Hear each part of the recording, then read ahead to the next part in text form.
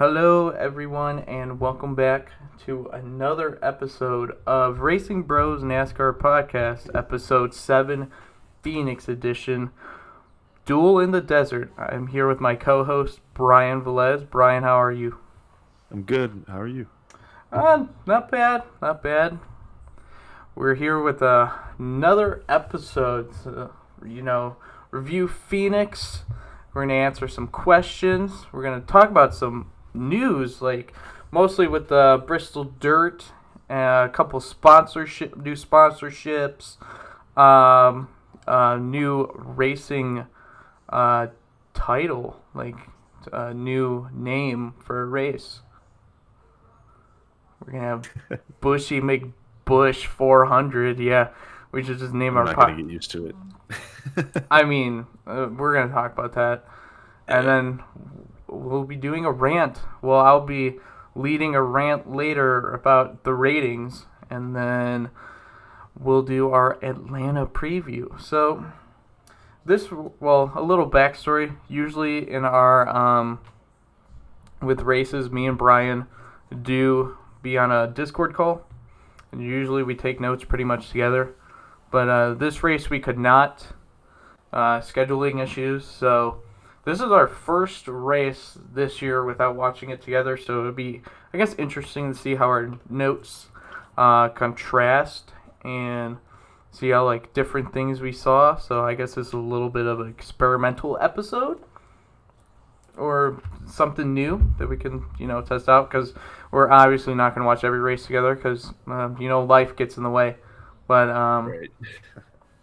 I guess we'll see how our notes differ. So, Brian, if you want to start off with some things you saw, we'll start off with you. First thing I want to cap off is Truex finally got his first win. Yep. That's looking good for the playoffs at least.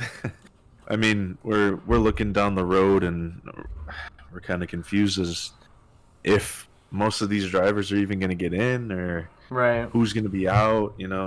On top of that, I mean, what I wanted to mainly focus on for today through my notes was I was focusing a little bit too hard on this, but Truex himself. So there was times where he was a little bit slower, but obviously tire wear, that's not really helpful. I want to know from you, do you think Truex is going to look this strong for the rest of the season?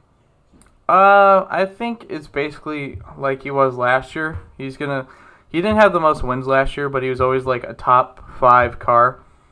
And I kind of seen that continuing. I don't know if I think he'll probably win like maybe 1 or 2 more races. I don't think he's going to be a big winner. Okay. But I think he's going to be always top 5 contention. I would not be surprised actually if he went back to back, because he's usually good at Atlanta, and they got a good program over there, but they're not as dominant, I think, without Cole Pern, their old crew chief a couple years ago. Truex is a solid enough driver, and I think James Small is a pretty good, decent crew chief. And then with their program over at JGR, they're going to be a top 5, top 10 contender pretty much every week, I see. They'll be. See, what I was seeing was, so I'm pretty sure the Busch class he DNF'd and he came 21st, right? Yeah, but that was after he lost talent and spun out with the dirt. Then the 500 he was 25th. The road course he was 12th, and then these last 2 races, I mean, top 10, easy top 10. Yeah, I mean 3rd and 6th. Yeah, then the winner at Phoenix. Yeah, that's what I kind of expect from him. Okay.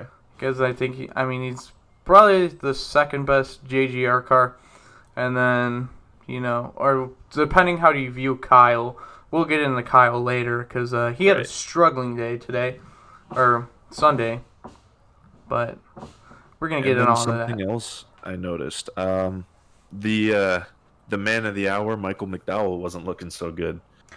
Yeah, usually where he ran, he was fighting for top 20. I think he finished 23rd. So, average day, honestly, a pretty solid day for front row. Last year they would have probably took a lot of those. So, Right. A little back to norm. And then we got Priest down at 26 as well. It's starting to get back to norm. I guess Truex is our first kind of normal winner. I think Byron was. It wasn't crazy that Byron won, or even Christopher Bell really, but it was just kind of surprising. I would say the least that we expected so soon. But I mean, even with McDowell coming in 23rd the rest of the year, I still feel like that's pretty good for him because that pretty much locks him into the playoffs no matter what. Oh yeah, he has. I mean, just it really doesn't matter at this point. Yeah, just stay above top 30 in points. So Right. I could see that. He was around 20th in points last year. I think he did actually finish 20th in points last year, if memory serves correct, or he was at least fighting for it. Mm-hmm. But yeah, it's just this is a normal day. Nothing special. Just top 25 finish. He was there. This is probably what we'll get used to more likely than top 10s.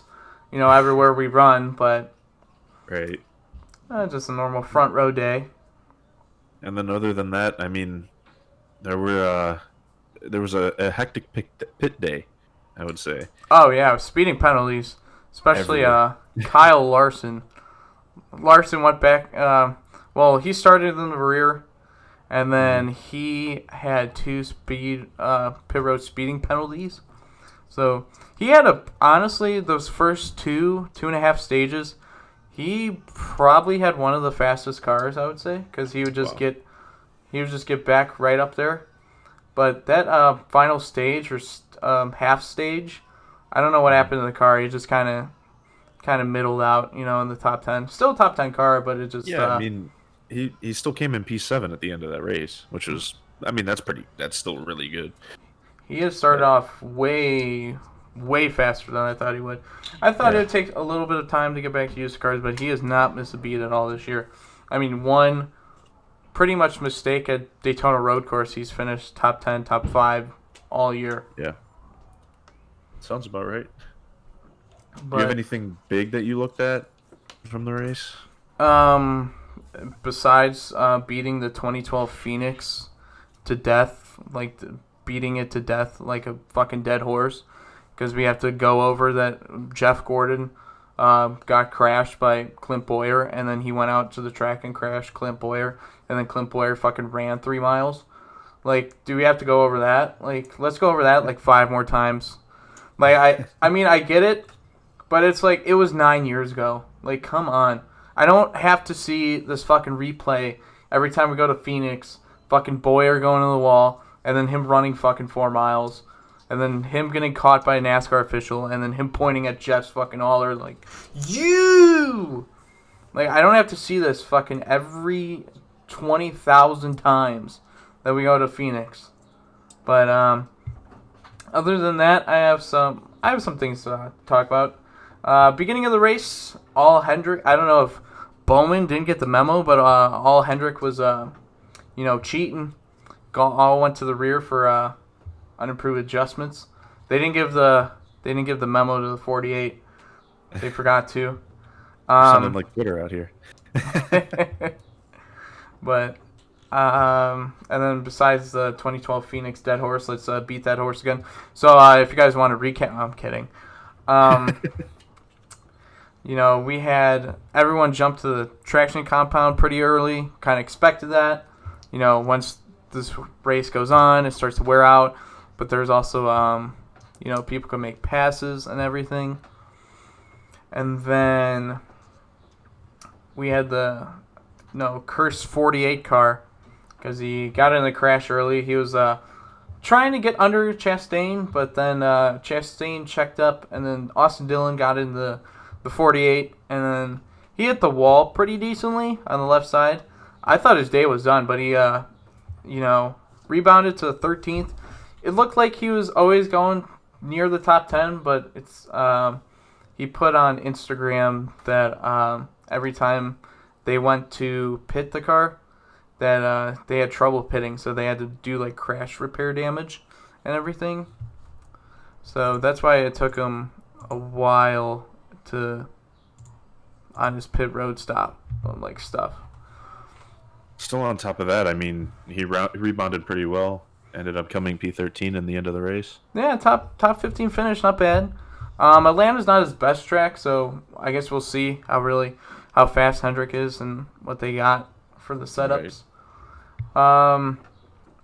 And then Penske was pretty quick. I mean, we had Blaney up there. He won a stage. Logano was pretty dominant throughout the stage 2. That would have been a good pick if, I didn't pick the AA meeting, but... And then... yeah, you did say you were going to pick Logano. Yeah, he was pretty good at Phoenix. That would have been a decent pick. Would have made up some points, but, I just had to go with the underdog because I am a child. And then we had some backmarker controversy. Cody Ware dumped Anthony Alfredo for no reason, and then went on Twitter and said, that's what you get for running with lap cars. So he just called the Rick Ware car, called someone else a lap car, which I thought was pretty surprising.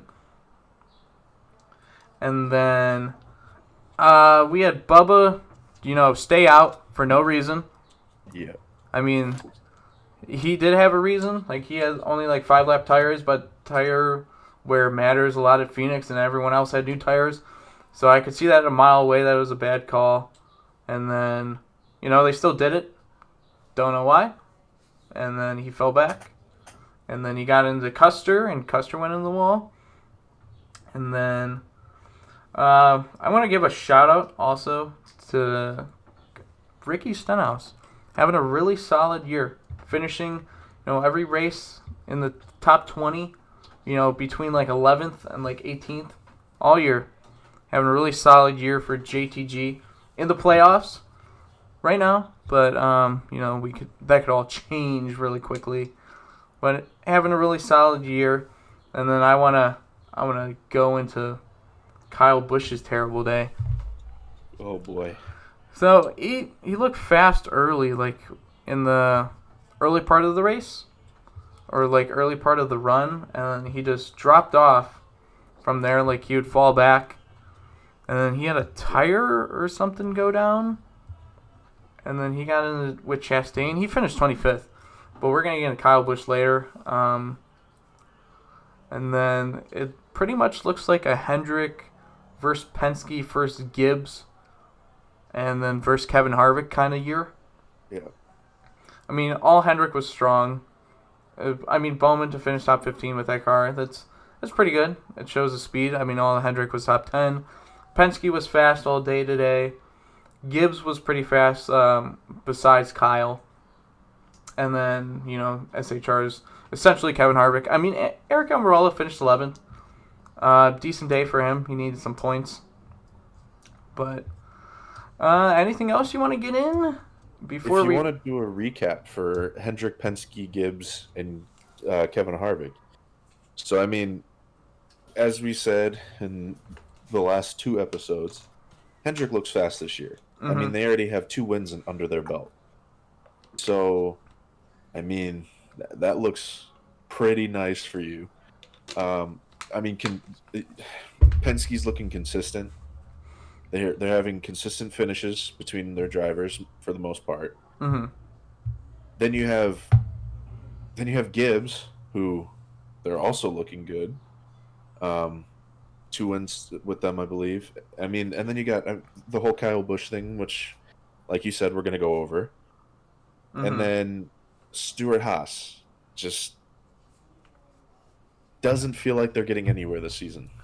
Yeah, they seem to take a step back, really. I would like to see their speed rankings to this year, last year to this year, because it just seems like they're off. Kevin Harvick's not even that fast.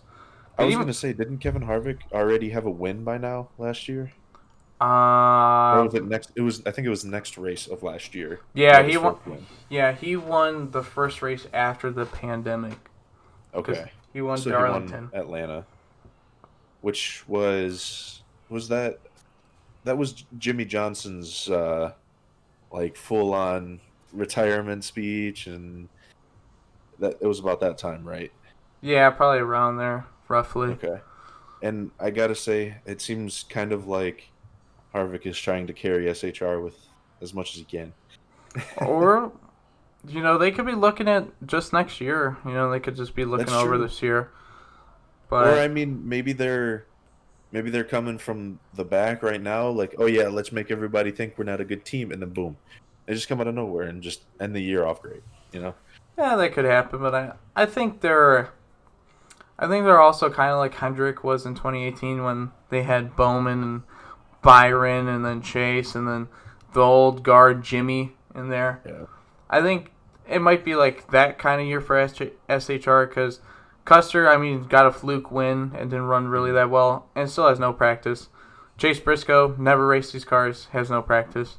Eric Almirola, solid veteran, gets you top 10s, 15s, consistent driver. Not anything flashy. Essentially like a B plus driver, B driver. The top 12 to 15 in points usually. It's not anything flashy. And then you got, the main guy, Kevin Harvick, been carrying the stable for SHR for last, how many years? 7, 6 years. Yeah. So. Still looking like a good driver, though.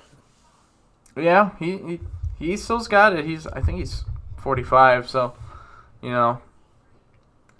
still got Pretty it. crazy. Still got it. But we're going to rate this race now. Brian, do you want to give your rating first, and then I'll give him mine?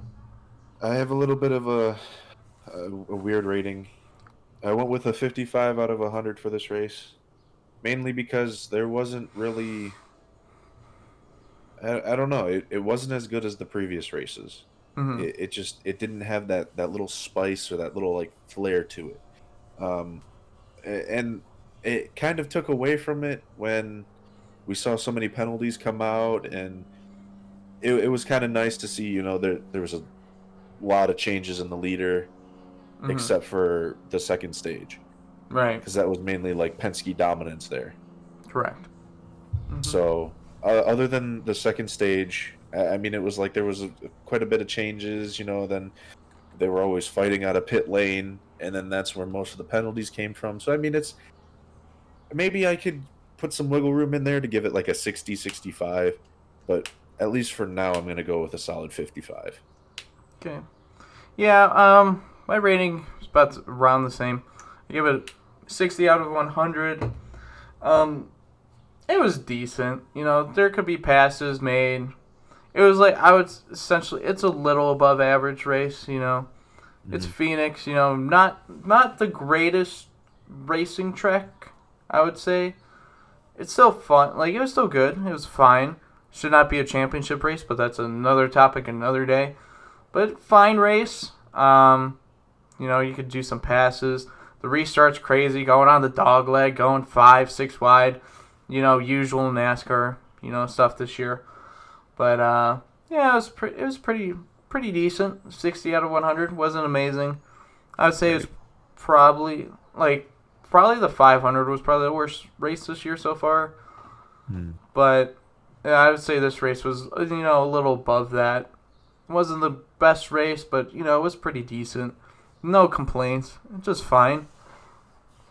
But yeah, I mean, I feel like there were some areas where leader could have been changed, but they couldn't get up to speed. But I mean, that might be the whole year for all we know. Yeah, probably. But I guess we'll see how Atlanta is. We got to keep an open mind. Never know. Something crazy could happen. But yeah, pretty. I would say just above average race, a tad. Wasn't awful, but now we're gonna go into our first question that we proposed. It's talking about Kyle Busch. So Kyle Busch has won exactly one race since then of 2019. Is Kyle Busch in decline? We see that with all NASCAR superstars. Jeff Gordon went in a bit of a decline. Jimmy Johnson obviously went in a bit of decline. And all NASCAR drivers go through a decline. Like we've had, earlier drivers like, Bobby Labonte went in heavy decline. Dale Jarrett went in a heavy decline. I mean, age catches up with him, and Kyle Busch ain't no spring chicken. I mean, he's been the Cup Series since 2005 full time. So, I just want to ask you: is Kyle Busch in decline, or does Kyle Busch figure it out this year and become a championship threat? Because currently he is not. I'm afraid to say that he is in decline because there's a part of me that's kind of like, hey, Kyle Busch could come out the rest of the season and he could end up being a championship threat. Right. But then the other part of me is he doesn't seem like he's fitting well with this car right now. Right. Like him and this car have something so little that are off, and it's keeping him from being a winning car. Right. So I kind of want to say yes, that he is on the decline,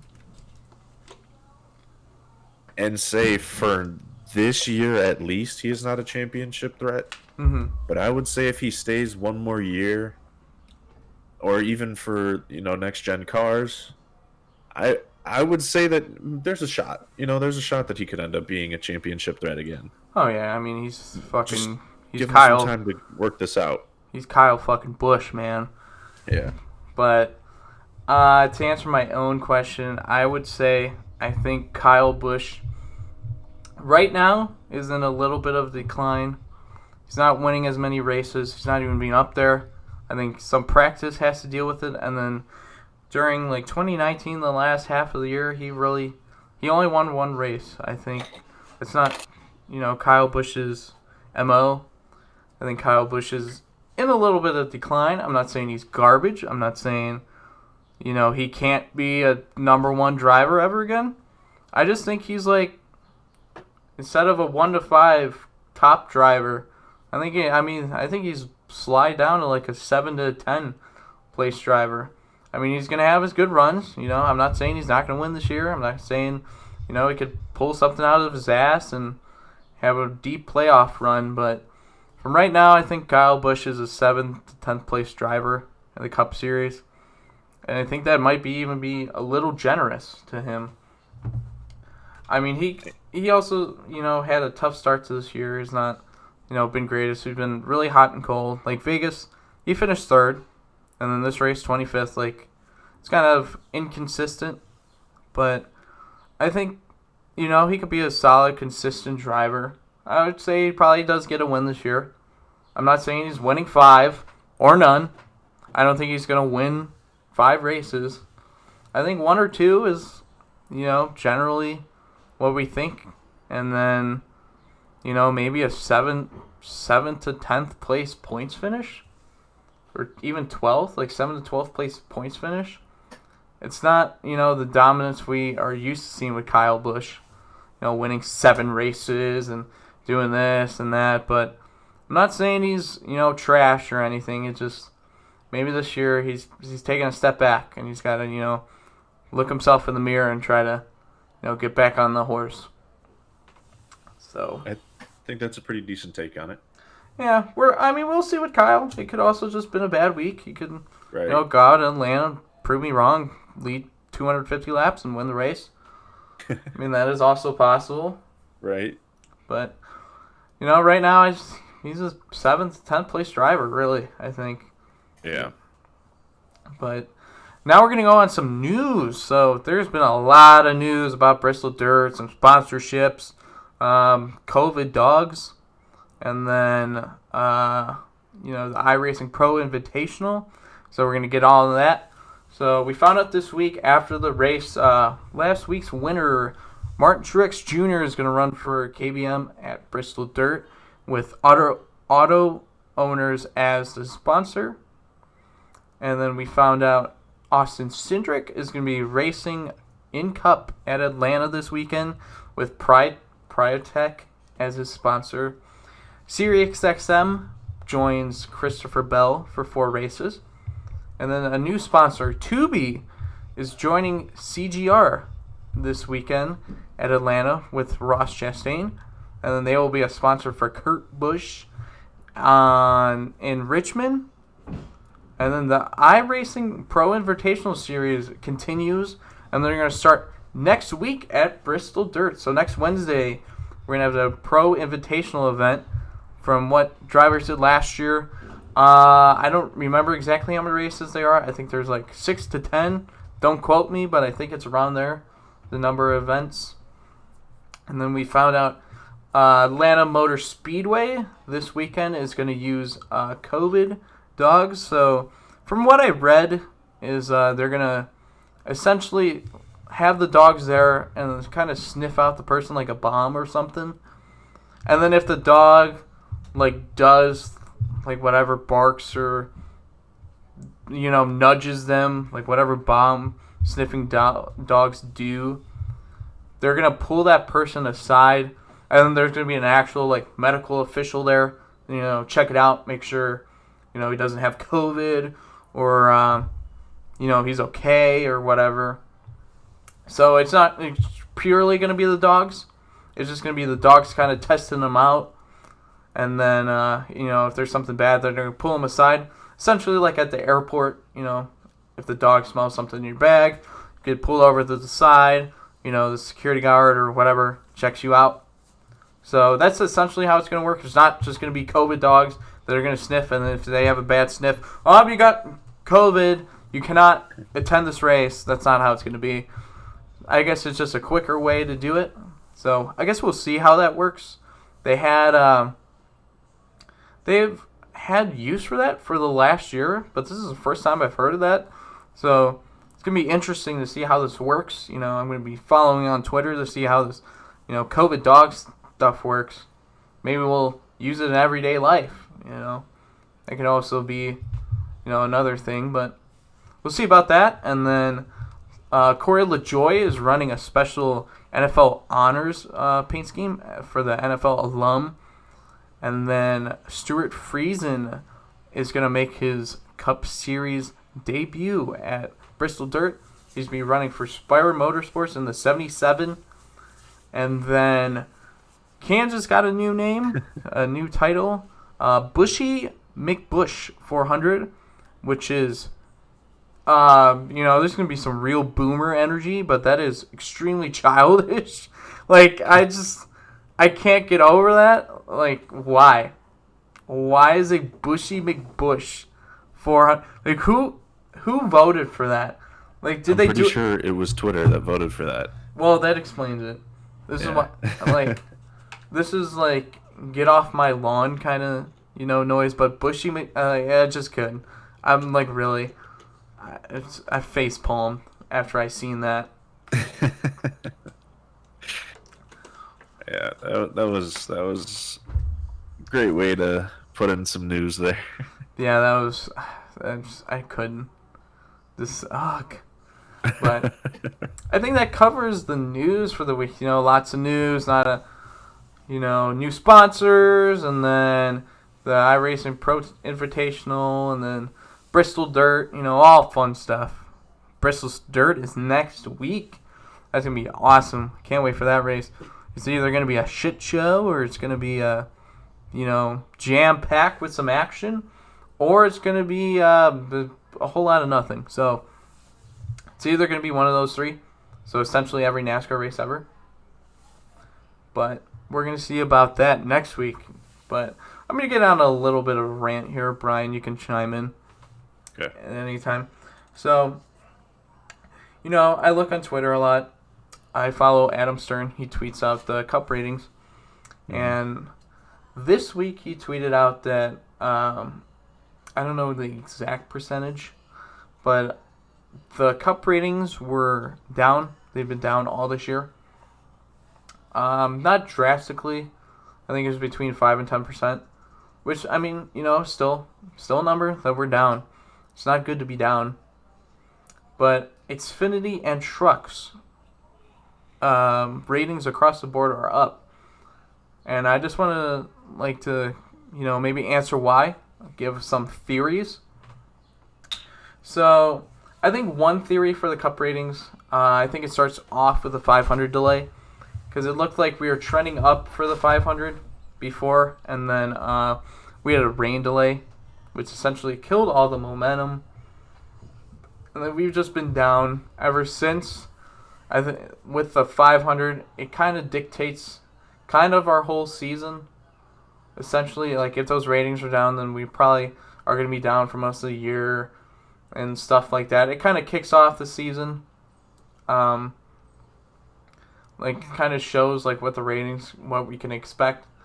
I think also a reason why maybe the Cup Series ratings are down might be essentially just like how the Dale Jr. effect was in 2018.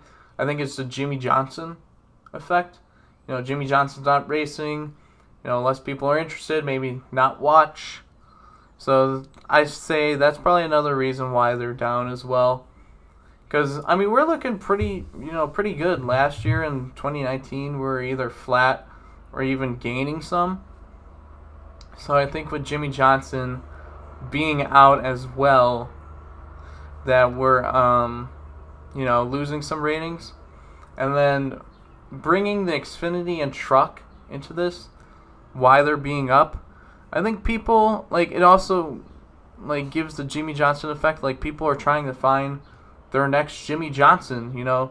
They're trying to find their next driver to root for. Someone young, you know, maybe the Cup Series, they don't do it for them. They got to find out maybe, like, Harrison Burton or Ty Gibbs or, you know, Noah Gregson, like maybe someone lower. But I also think the package that the Cup Series run, people are less interested in that because, to be honest, Xfinity and Truck Series have a better package and usually produces better races, in my personal opinion, than the Cup Series. I think that also has people frustrated. So hopefully next year we can see those ratings boost up again with the new car. I think there'll be new intrigue. You know, we'll have some good solid races that are not, you know, kind of gimmicky. I think that's what people, you know, view. That's kind of gimmicky. So hopefully I'm praying for next year, you know, a little bounce. Or even this year, you know, a little bounce up in ratings. I think Bristol Dirt, there's going to be a jump in ratings because people are going to be like, whoa, dirt track, we got to see this. You know, kind of see what they want. But I just wanted to get that rant out the way because, you know, I've seen some people talking about it on Twitter about the ratings being down and such. So I just want to give, you know, my little insight on it. Take it with a grain of salt, but that's what I think, you know. Brian, do you think you have any theories on it, or you want to just kind of go? I do, actually. Okay. So not too long ago, I think this was a couple months ago that I saw this. There was a video about NASCAR and how the viewership was fluctuating, especially after COVID hit. Now, I'm not saying that COVID has anything to do with this because I personally think it doesn't. You know, I would think that would bring more viewers in because it's something to watch when, let's say, football, basketball, baseball, you know, when those aren't there. Mm-hmm. However, I think that's just what hits is that football, basketball, baseball, hockey, whatever other sports you want to add in there. I personally think, not only do I think that, you know, these great athletes like Alvin Kamara, Mm-hmm. for example, coming in is going to help. I also think that that's kind of what's boosting those other ratings. Right. Because, you know, you go on Twitter one day and you're like, oh, hey, Alvin Kamara just sponsored a truck. Oh my gosh, that's incredible. Let me go see what this is all about. And then people want to go into it and they get interested and then they watch Cup Series and maybe they're not as interested because they like watching the trucks instead. Right. That could be it. Or what I saw in this video, which I almost 100% agree with, is it has something to do with the youth, with our generation, and, you know, the kids that are a lot younger than us. Because it almost seems like if you like NASCAR, you're just weird. You know, that they see such a weird a weird vibe in that person, and it's kind of weird because I've never thought about that as, oh hey, you watch this, you watch that, you're a weird person. No, I Mm-hmm. mean, you got to let people do what they do, and kind of move on from that situation. However, it just seems like the newer generation isn't taking in NASCAR as well as we hoped. It seems mainly like they care more about their recreational sports like football, basketball, and baseball the Mm-hmm. most, because those are the ratings that are being boosted right now. Right. Yeah, just I think less and less people are interested in the automotive Right. industry as well. And it's weird because NASCAR's taking that downslope just a tad. It's not too much. It's just a tad. And then at the same time, Europeans and foreign people are coming in, and they're bringing a rise to like Formula One, to other auto sport classes. Right. They're kind of rising that up. So I think that they're kind of being brought in their lives to be a fan of those motorsports, whereas in the United States or even outside of the United States, those fans that really like NASCAR, it almost just seems like their kids don't want to take grasp on that. They have something else that they want to grasp onto. Right. So that was just my take on it. I kind of agreed with that video. I wish I jotted down the person's YouTube channel when I saw this video, because I would give them a shout out for that. But no, yeah, that it was kind of weird. I just hope it kind of turns around. Yeah, hopefully we got big optimism over here, but I don't have anything more to add on. I think we basically said it. Yeah. But we're gonna move on So to our there's next question. Oh. something we didn't go over yet. Do you wanna wait until just before the preview and go over the picks from last week? Oh well, we could go over 'em. So Brian picked Brad Keselowski for his first time this year, right? Picking Yep. Brad. Brad did pretty well. He was wasn't it fourth? I think he finished fourth. Yeah, he finished fourth. Good stage points all race. He had a really good points day. And then I picked Eric Almirola. A little underrated pick. I knew first stage we weren't going to get any points because we started in the back, and then Eric Almirola made his way up, and he got stage 2 points. He finished 8th, so he got a couple points there. And then I'm like, oh, good points day. Maybe around here he'll finish. He got a pit road speeding, and started all the way in the back. Rebounded to 11th, so wasn't Right. terrible. Still lost a lot of points to Brian, so we're gonna make it up this week. I will post our points on Instagram, like our current point standings with our, current picks and stuff. And But for those that don't have Instagram, just a little heads up. Um, as Zach already knows, I'm winning by 43, right? 43 points. yeah, he's a race Um, ahead. yeah, I'm a race ahead actually. Yeah, so there's always potential for that to flop. It's just I guess you could say beginner's luck. Yeah, I gotta But have some better we've had luck. solid picks the whole year, and it's just kind of gone down. Yeah, So just Blaney get crashed out early in 500, and then the road course chase kind of didn't finish where he deserved. plus we canceled each other out on that one. Right, and then I picked Larson 1 week ahead, but he still had a Right. good homestead. Vegas, I picked Bowman. Bowman was gonna have a nice points day, but had a flat tire at the end. And I kind of picked Amarola, so it was decent. It was a fine result. I'm not Yeah. ashamed of my pick. I wish I would have chose Logano, but I'll use the Eric Almirola pick. But going to our next question. Okay. Are we going to see 16 different winners for the first time in this format? Ooh. Because we're already 5 for 5. You're right. You're very right on that. However, I think we are not. I do think it is possible, but I don't think it's going to happen. My reason is mainly just because it's going to be kind of difficult to do that, you know. Mm-hmm. Well, of course, you know there's drivers that are going to be in the playoffs that definitely deserve it. However, I just don't see 16 different drivers being in that front row. Right. Yeah. So, I say we get really close. I say we're gonna get up to 14, but I don't see 16 unless some crazy shit happens, and then we get like Anthony Alfredo winning, or like a Reddick or a Stenhouse or freaking Brian Priest. Like it's good. I don't see more than 16. I see 14 at most. yeah. I said a solid 12, but I can see 14 happening, especially because we had two early on winners that we thought were at least going to get there. Well, I wouldn't say both, but at least one was going to definitely be there in points. Yeah, we thought Byron, and then Christopher Bell was a flip, and then McDowell no one had on their bingo card. Like literally no one.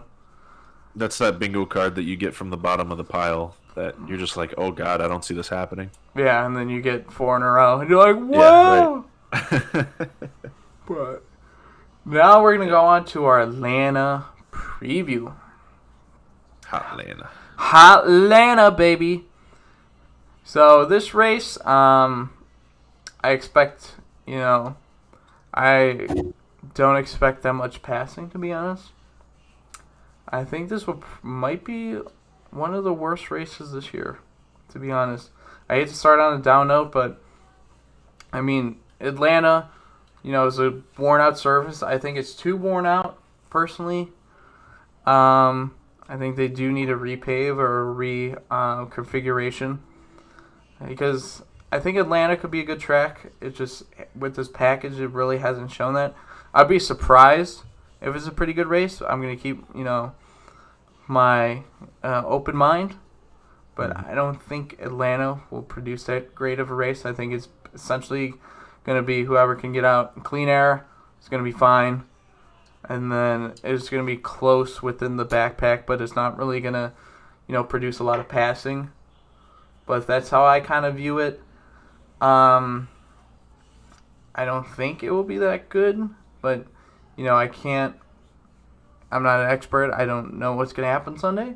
So I'm going to keep on. Correct me if I'm wrong, but didn't Harvick pretty much dominate all last year with that in Atlanta? Yeah, Harvick. He was just like first for almost the entire race. Harvick could race a go-kart around here and still win.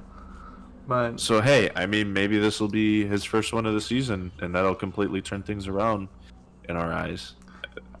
Someone might choose him, Yeah, right. But, yeah, I don't view Atlanta as going to be some, groundbreaking 95% race, but it could happen. It could.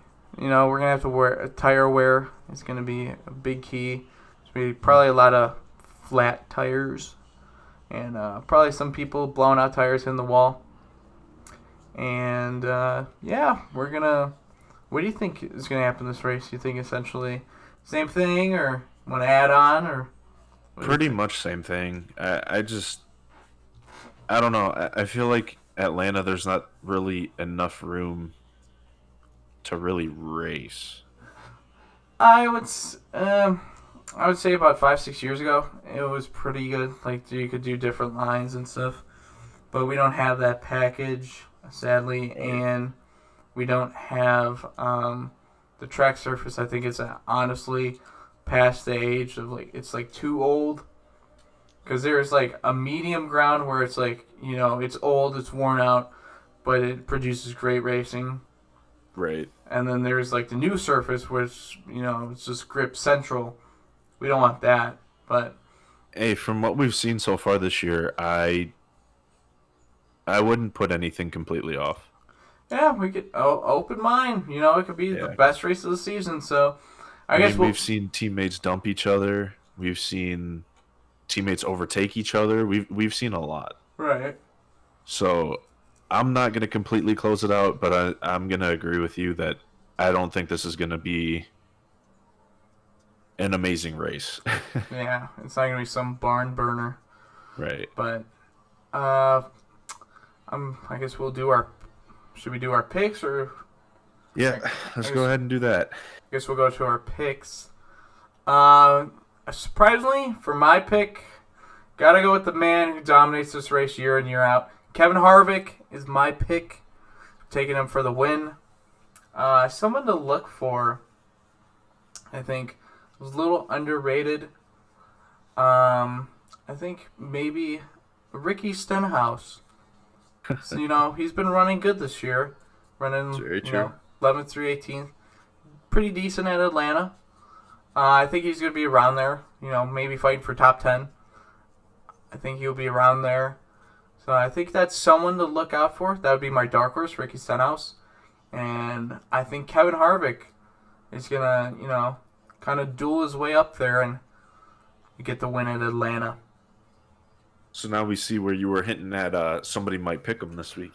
Yeah, just, I had to go with the true blood, Kevin Harvick. Always good at Atlanta. First win has been in Atlanta. So yeah, I understand. I understand where you're coming from. And I kind of figured you were going to pick Harvick, which is why I picked a completely different pick. Oh, man.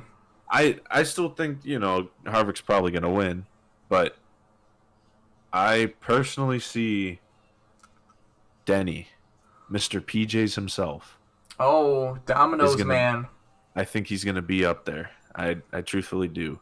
That's a good pick. I mean, he was up there last year. He was doing pretty good last year. So right. I think this is gonna be his race, and if he doesn't struggle, he's either gonna be top 5 or top 2. So, yeah, he should have a pretty good race here, Denny. Right. I was looking at Truex, even Keselowski, Logano, probably Chase. William Byron. Yeah, no, I mean, all these drivers, they're definitely not surprising us this year. I mean, well, I would say they are surprising us actually because they're doing well over what we thought was going to happen this year. Especially Byron. Right. He's really showed off this year with his new crew chief, so maybe keep the momentum down. He's definitely looking good. Definitely looking good. You got a dark horse pick. I kind of look back at the standings for this one. Mm-hmm. I look back at some early races from this year. I look back to last year at Atlanta. I just wanted to see, hey, who's a solid pick for a dark horse. I also think he's somebody to watch out for because yesterday we saw, or not yesterday, this past week, we saw him up in the top 15 for solid, maybe half a stage, and that was Eric Jones. Yeah, we can do something like Eric Jones. Yeah, I think he's going to be a solid dark horse.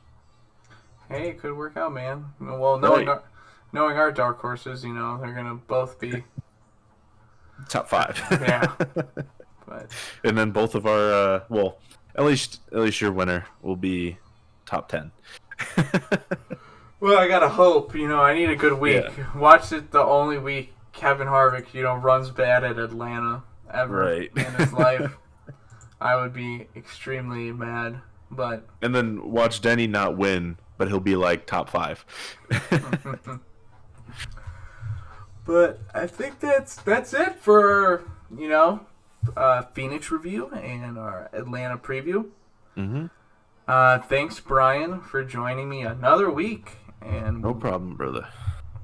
Follow us on Twitter, Racing Bros Pod C1, Racing Bros Pod C1 on Twitter, Instagram. Ooh, move my camera. Instagram. I'm not gonna move it.